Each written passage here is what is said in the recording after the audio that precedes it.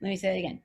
My understanding is that an oversoul, aka Earth's consciousness, is basically a huge hard drive, and everybody plugs into that.